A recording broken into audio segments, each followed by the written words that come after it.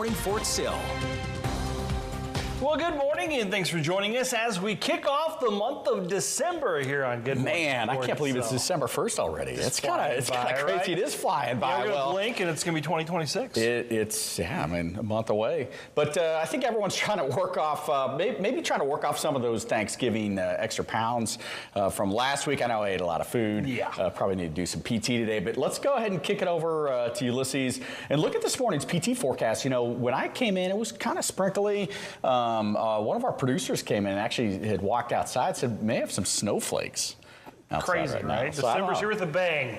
Yeah, absolutely. We're dealing with a little bit of the wintry mix here, and definitely that might make things a little tricky, though, for that morning PT forecast with temperatures just hovering right around that 32-degree mark. And right now, 33 degrees. It shows the rain icon, but there might be a little bit of mixing there, a little bit of a flurry mixed in, maybe a little bit of sleet in there. So just keep that in mind. So it might be a little bit of a tricky ground there as you go throughout, the next few hours before things start warming up a little later on this morning. But for the most part, we'll hover right around that 32 degrees, and we'll have just that isolated chance of a wintry mix. The good news, though, is that a lot of this activity is now starting to focus off more towards the northeast, over pretty much the eastern portion north of the river, so pretty much Lawton and points east. But definitely, if you're traveling along I-44, it's definitely going to exercise caution with the fact that we are going to see more transitions from Lawton, say, towards Oklahoma City. As we look at the view over towards Duncan right now, you can see just a little bit of that glitter from some of the rain.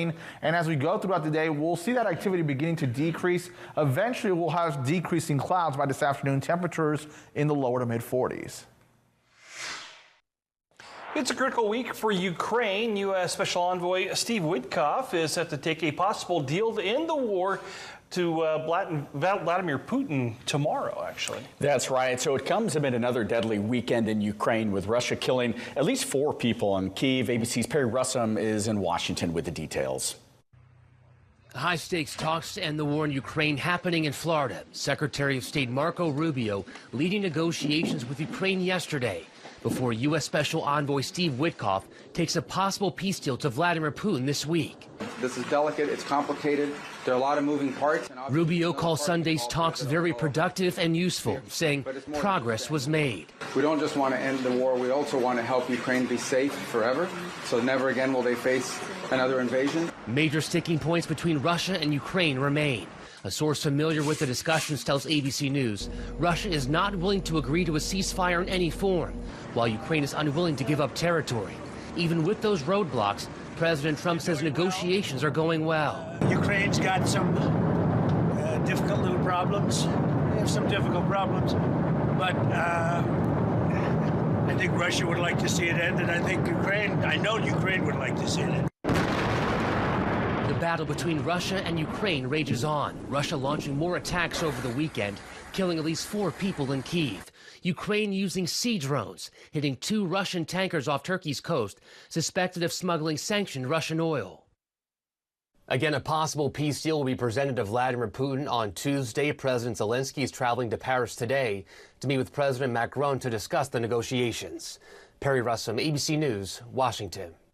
Thanks, Barry. Well, President Trump says he's backing War Secretary Pete Hegseth's claim that he did not order the second strike on a suspected drug boat in the Caribbean last September after the first strike did not kill everyone on board. The Washington Post reported last week that Hegseth ordered the second strike after 2 people survived the first attack. Hegseth has denied any wrongdoing. Can you talk a little bit about the strikes and the controversy around Secretary of Defense Pete Hegseth? I don't know anything about it. He said he did not say that, and I believe him 100%. So you don't know if there was You're talking about the 2 men? The second strike to kill the 2 men. No, he said he didn't do it. He said he never said Would that. you be okay with that if he did? He said he didn't do it, so I'd have to make that decision. The Senate and House Armed Services Committees say that they plan to investigate the incident. President Trump announced last week that action on land to target suspected drug trafficking networks in Venezuela could start soon. Oklahoma Senator Markwayne Mullin has stressed that troops on the ground are not needed. President Trump has tried to do this through closing down international water. They continue to ship drugs out, and now they're starting to fly them into the United States through tail numbers that are being disguised as either commercial flights or private flights. And so the president's made it very clear he's shutting down the airspace. The Palestinian Ministry of Health is reporting that more than 70,000 people have died as a result of the conflict in Gaza. More than 600 bodies have been recovered from the rubble since the ceasefire went into effect 6 weeks ago, but that total number is still expected to rise dramatically. Authorities in Gaza do not distinguish between civilians and Hamas fighters when reporting casualty figures, but the health ministry says more than 10,000 women and 20,000 children have been killed by Israeli forces in Gaza during the 2 years of war.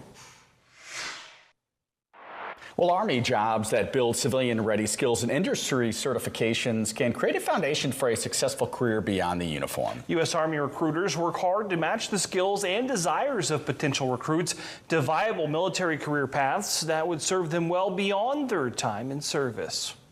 I go with 4 different MOSs that I can see that everybody needs. One is culinary, because everybody's got to eat. One is supply, because everybody's got to get from, point A to point B. They got to have their supplies. Motor transportation, you can actually transfer that and get a CDL while you're in and have the Army pay for it. And then also medical, because everybody needs to be taken care of as far as, medical goes. And that's a couple of the different types of jobs that I would say would be good transferable on the outside.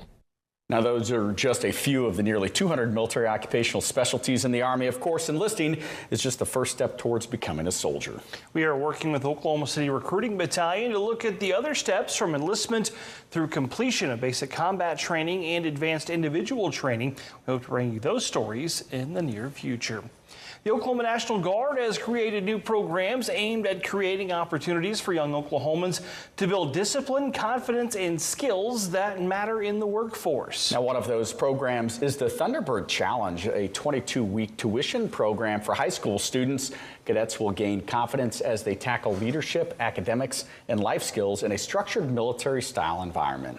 Graduates of the Thunderbird Challenge can sign up for the Sooner Job Challenge, a 5-month program that can earn them credentials in fields such as welding, culinary arts, IT, and more. The program is meant to be a launch pad to meaningful work or further education.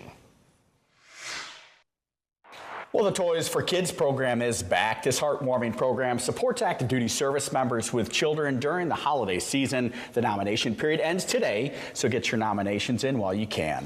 Eligible participants must be nominated by their chain of command. If more than one active duty service member is nominated from the same family, only one will be selected. The number of toys per child will depend on availability. The giveaway will be 1 week from today, December 8th, from the 12th, from 9 a.m. until 4 p.m. at the Fort Sill Conference Center. And if you're looking to ring in the holiday season, Altus Air Force Base has got you covered. They'll be holding a holiday tree lighting tomorrow evening. Festivities get underway at 5 p.m. at Wings of Freedom Park. There will be hot chocolate cookies and even a visit from jolly old St. Nick. For more information, you can call the number on your screen. And if you missed your chance to catch up with Santa Claus, don't worry, Club Altus is hosting a special breakfast so kiddos and the young at heart can tell them their Christmas wishes. Breakfast with Santa will be this Saturday from 8 to 10 in the morning. Prices for breakfast will vary by age, and club members will get a $2 discount. You can call the number on your screen for more information. The Army is continuing their training with unmanned aerial systems as part of the Army's push for adapting tech for modern warfare. Your news from around the forces is coming up next. 7 News, working for you every night at 5 and 6. When the workday is wrapping up and you're ready to start your evening, get your news first. The first look at what's happening in your community. First responders in Jefferson County worked to extinguish a semi-truck fire. Your first look at weather approaching Texoma. We're just going to see dry conditions, mostly sunny skies. And your first glimpse of impacts for your day ahead. A new scholarship program is coming to Oklahoma State. You can even watch on the 7 News app from wherever you are. Right now I'm here at 2nd and F. Don't wait to see the news that affects you. Know first with 7 News at 4 p.m. KSWO and the Lawton Fort Sill community want to thank our service members and their families for their service and sacrifice. We are extremely proud of your courage, dedication, and daily commitment to protecting our freedoms. To recent graduates and their extended families, congratulations on your accomplishment and welcome to our community. Lawton Fort Sill is a unique area like no other in the country. With our strong working relationship with our armed forces, thank you for everything you do for us. Forecast with meteorologist Ulysses Garcia. Welcome back, everyone. And looking at that radar right now, you can see here really focusing on areas pretty much mostly east of I-44 and north of the river here. But the white is obviously snow. The purple is actually more of a type of sleet, while when it comes to the pink, that's a little bit more of a wintry mix. And then obviously green is rain. But you can notice how it's all making its way off towards the northeast. So even in Oklahoma City, though, it's going to be still a tricky commute here this morning. So if you're traveling from Lyon to Oklahoma City, just give yourself some extra time. The good news, though, notice how areas off towards the west are already beginning to clear out. So this is all continuing to push off. So I do think by the time we make our way, say, towards 8, 9 a.m., a lot of this activity will already be out of our area. Our Jackson County Memorial Hospital Tower Cam analysis, things are looking quiet here. As you saw on the radar, a lot of the activities off towards the east. Temperatures, though, especially for our northern tier communities, hovering below freezing. So that means that a lot, any precip that's falling up here, especially in Anadarko and Chickasha, is more than likely falling either as snow or a little bit of that sleet. Here in Lyon, just a little bit of that mixing, at times a little bit of flurry, a little bit of a sprinkle. Same thing over towards Duncan at 32, and then much warmer towards the south. Anything that falls there more than likely will be in the form of rain. 35 at the falls. Looking at those winds coming in out of the northeast and east at around 5 miles an hour. 5 miles an hour. It feels like temperatures are making their way into those, feeling like the 20s north of the river, 30s south of the river. But notice how there's even a batch of snow further off towards the north. That's pretty much going to stay well to the north of us for today. As we go throughout today, though, decreasing clouds across the area, and then we're going to be in for sunshine going into tomorrow. It's time for your Academy Sports Update and talk about a great weekend for the Academy football teams. Yes, indeed. So for one of the only times in the season, we actually saw a perfect 3-0 week. It started out with the Navy's upset over Memphis on Thanksgiving night. Unfortunately, though, that did not propel the midshipmen into the American Conference Championship game. They finished just behind Tulane and North Texas. Now, Friday night, Air Force ended its season with a 42-21 thrashing of in-state rival Colorado State. The Falcons finished their season on a high note. And Army is going bowling again this year. The Black Knights reaching that 6-win mark with a 27-24 victory over UT San Antonio. They're now 6-4, heading into that big rivalry matchup with Navy. That game, of course, we played December 13th. And Dan, I know you're pretty fired up for that one. Fired up, motivated. Of course, it's really the game that all of us that are in the service are looking forward as a matchup. Here locally, Fort Sill MWR is hosting a watch party at the Patriot Club. Doors open at 1 p.m., an hour before the kickoff of the rivalry game. There will be food and drink specials as well as a chance to win some awesome prizes. Well, Army aviation soldiers began training with the VXE-30 Stalkers UASs at Fort Rucker last month in preparation for fielding of the equipment later this month. Now, this system incorporates observations from the modern battlefield, including reduced noise and visual signature, vertical takeoff capability, and cost-saving munitions technology, underscoring the Army's push to integrate cutting-edge systems into training. Now, the UAS is a dramatic cost difference compared to traditional systems. An average Hellfire missile costs between $100,000 and $150,000, but the Stalker system costs about $800. Wow, dramatic difference there. So definitely. Army leaders are taking cues from the Ukraine conflict, where cheaper solutions have proved decisive.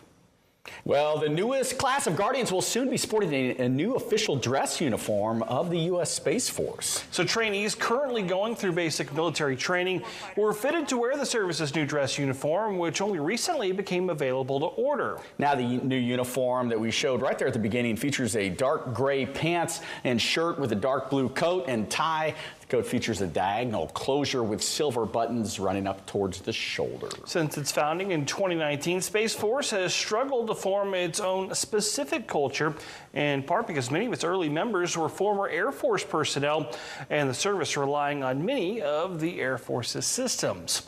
Well, the 2nd Security Force Assistance Brigade held a deactivation ceremony at Fort Bragg last week. Now, the brigade primarily focused on training counterparts in the Middle East and Africa. That's right. The deactivation marks a larger shift across the Army that refocuses on War Secretary Pete Hegseth's priority of lethality. 2nd SFAB was one of 6 brigades across the active and National Guard created within the last 10 years and focused on advising and partnering with foreign militaries. Now, this is the first of several SFAB deactivations. The Army previously announced the deactivation of 4th SFAB and the National Guard's 54th SFAB. Attorneys for the veteran accused of burning a flag in Washington, D.C. says that he's the victim of vindictive prosecution. After the break, we'll have the latest on the story, plus a look at your national military headlines. 7 News, working for you every night at 5 and 6. When the workday is wrapping up and you're ready to start your evening, get your news first. The first look at what's happening in your community. First responders in Jefferson County worked to extinguish a semi-truck fire. Your first look at weather approaching Texoma. We're just going to see dry conditions, mostly sunny skies. And your first glimpse of impacts for your day ahead. A new scholarship program is coming to Oklahoma State. You can even watch on the 7 News app from wherever you are. Right now I'm here at 2nd and Up. Don't wait to see the news that affects you. Know first with 7 News at 4 p.m. KSWO and the Lawton Fort Sill community want to thank our service members and their families for their service and sacrifice. We are extremely proud of your courage, dedication, and daily commitment to protecting our freedoms. To recent graduates and their extended families, congratulations on your accomplishment and welcome to our community. Lawton Fort Sill is a unique area like no other in the country. With our strong working relationship with our armed forces, thank you for everything you do for us. The attacks on 2 National Guard soldiers are sparking even harsher crackdowns on immigration here in the U.S. Maribel Gonzalez has more on the White House's newest targets in their efforts to remove illegal immigrants from the country. 20-year-old Sarah Beckstrom had been in the National Guard for just over 2 years when she was shot in Washington, D.C. on Wednesday. She died from her injuries a day later. I remember her mom posting pictures of her in her uniform and just thinking like how wonderful it was that she was out there serving our country. A second National Guard member, Staff Sergeant Andrew Wolf, was critically wounded in what authorities call an ambush. The alleged shooter is 29-year-old Ramanullah Lochinwall, who came to the U.S. in 2021 in the wake of the U.S. withdrawal from Afghanistan under a Biden-era program to resettle Afghans who had helped U.S. forces. His asylum application was approved under the Trump administration. Those people let off, they were rigorously vetted. Some people went to a second country and they weren't allowed into this country until they were fully vetted like we would do any other refugees. Following the shooting, President Donald Trump has ordered a review of green card holders from 19 so-called countries of concern. Treasury Secretary Scott Bessent said the department is also moving to block undocumented immigrants from receiving federal tax benefits. Immigrant communities and their advocates say the administration's anti-immigrant rhetoric is putting more people at risk. This is again like 9/11, happened, an entire Muslim community got impacted. Now Afghans are going to pay the price. I'm Maribel Gonzalez reporting. Thanks, Maribel. Well, the parents of a toddler who was abused at a Navy daycare in Hawaii are now suing the federal government. We want to warn you that the footage you're about to see may be disturbing. Caitlin and J.D. Kuykendall claim their 15-month-old daughter Bella was abused at the Navy's Child Development Center on Fort Island over 3 days back in 2022. They found bruises on Bella, but they say that they didn't realize the full extent of the abuse until video evidence was released.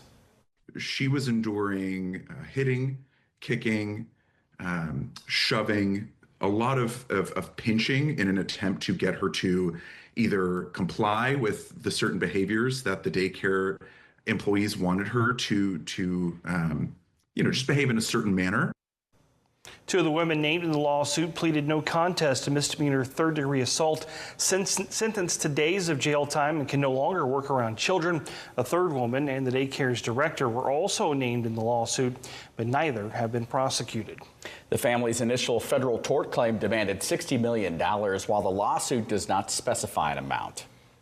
Well, attorneys for an Army combat veteran who is facing federal criminal charges for burning an American flag in view of the White House say he is the victim of vindictive prosecution. Former Sergeant First Class Jan Carey says that he was exercising his right to free speech by burning the flag. Body cameras from police show that officers were discussing an executive order by President Trump directing prosecution for flag desecration and conferring with the U.S. Attorney's Office prior to Carey's arrest. Police say Carey was arrested for violating a law that prohibits the burning of anything on federal property. The 2 misdemeanor charges carry a maximum sentence of 6 months in prison. Well, turning to some military good news, traveling home for the holidays can be a grueling process, but the holiday spirit was certainly in the air in Michigan. Volunteers line the halls greeting veterans and active duty service members during their holiday trek, all to say thank you. It's all part of Operation Handshake, a twice-a-year tradition to honor our nation's current and former military. The event takes place on Thanksgiving and Christmas. A simple gesture like a handshake can mean a lot to those service members returning home for the holidays. A lot of us were gone for a long time, back early in our lives, teenagers. We made it. Now we're the old guys. What an honor. We're all proud to have served, but it's great. They love this country as much as I do, and they're willing to give their lives for this country and take time out of their lives to serve. Here's your First Alert forecast with meteorologist Ulysses Garcia. And right now in our Burke-Burnett Tower cam, things are looking good here. A lot of the activity that you saw earlier on the radar is mainly into Oklahoma, so pretty much north of the river, and really when it comes to the mixed precipitation, especially more north of Lawton. Looking at those temperatures right now, like I mentioned before, pretty much below freezing just over towards Anadarko and Chickasha. Those are really going to be the two most concerning areas, while areas, say, towards Elk City and Hobart are pretty much winding down from that activity.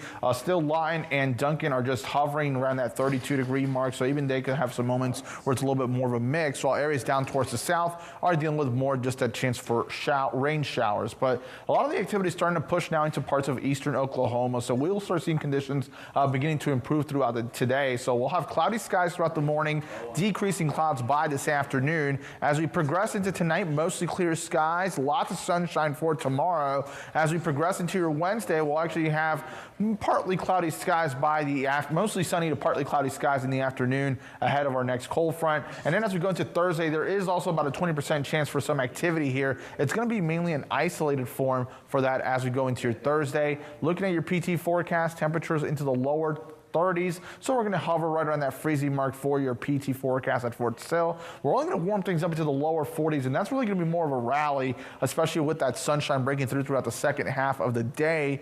Going into tonight, we'll drop down into the lower 20s. We're dealing with 21 degrees, and as we go through the next 7 days, we're going to see those temperatures into the 50s by Wednesday and dropping into the 30s by Thursday. Well, winter is here. I guess you haven't winterized those pipes. Today would be a good day to do so, all right? Yeah, definitely so. Well, thanks for watching Good Morning Fort Sill. Check that 7 News app today for updates and breaking news.